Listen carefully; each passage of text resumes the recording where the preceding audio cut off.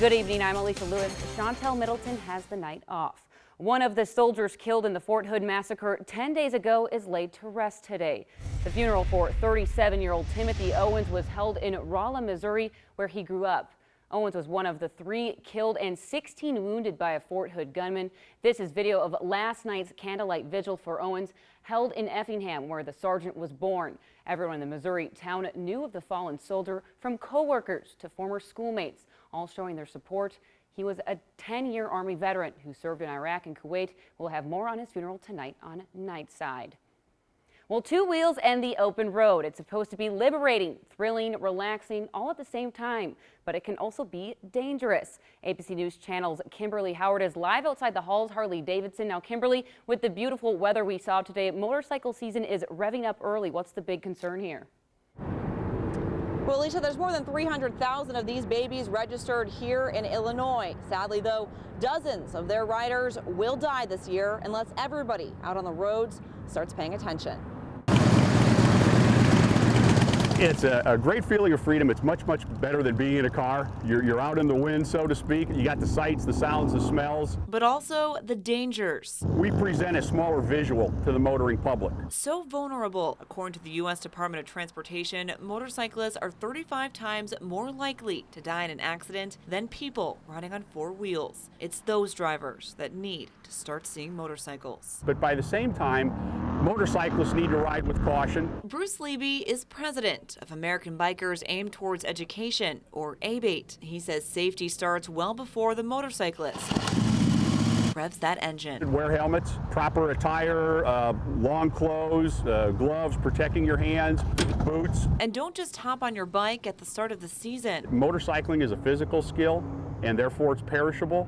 So the first couple times that you're out on the bike, you really don't have the sea legs you did when you put it in the garage last fall. Also different from last fall, the roads, especially after a rough winter. The motorcyclists need to be aware of the road conditions that we have right now. We have a lot of potholes, a lot of cracks in the pavements. A lot of drivers who still insist on following too close. A lot of motorcyclists who still choose to ride alone. It always helps to ride in groups because you're more visible if you can at times.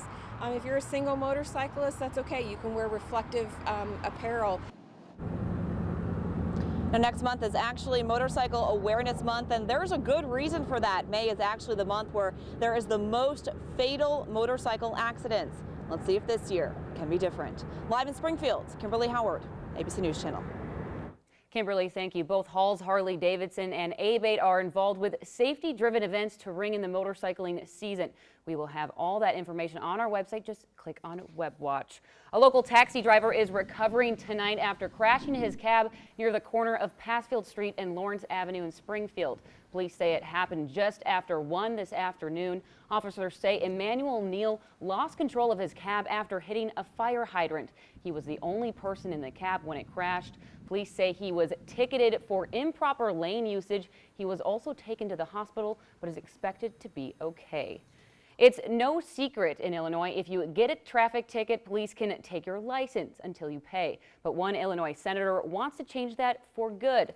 Sign and Go, proposed by Senator Michael Nolan, would allow drivers to keep their license after getting a ticket, with the written promise that the driver would obey the rules of their ticket. Any violation or non-payment of the fine would mean license suspension. Hear what Nolan and local drivers think about the bill. Well, 49 other states have trusted their drivers, and it seems to have worked out for them. And I think Illinois could follow suit and expect the same results. I don't see why you can't pay the ticket right there, or use your insurance bond card. But to take your license is just a drawn-out process. Senator Nolan says licenses are the only identification some people have, but other drivers we spoke to said they'd use their state ID, however, not for driving. Illinois is the only state in the country that still allows licenses as bail, although cash and bond cards are other options. Nearly $53 million is going towards improving community transportation statewide. The money comes from a grant by the Illinois Transportation Enhancement Project. Champaign, Effingham, Sangamon, and Tazewell are just a few counties that will see improvements such as new bike and walking trails, highway and road construction, and better downtown access for people with disabilities. Governor Pat Quinn says more than 400 jobs will be created through the 71 projects across the state. I saw a lot of people outdoors today soaking up the sun and enjoying those nice temperatures. We actually reached the 80s this afternoon, and it looks like we'll keep mild temperatures in the forecast overnight as well. What we are seeing is an increase in cloud cover as the system pulls towards our area. That's going to bring us some rain and storm chances for tomorrow, but all we're going to see from the system tonight is that increasing cloudiness. Currently, temperatures are still very comfortable, 78 in Springfield, about 75 in Champaign, 74 in Decatur, and 78 in Jacksonville. Typically this time of year, we would see temperatures in the low 60s. We are looking at a lot of rain headed our way. This is our rain forecast starting tomorrow evening and lasting through Monday. Some areas could see 2 or more inches of rain. And of course, that's going to be starting tomorrow afternoon with the heaviest rain overnight. Alicia?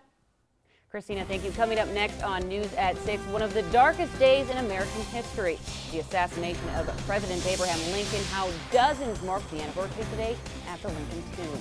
And back to the gridiron, the Fighting Illini held their spring football game today. Who stood out among the rest? That's later in sports with David Coyle.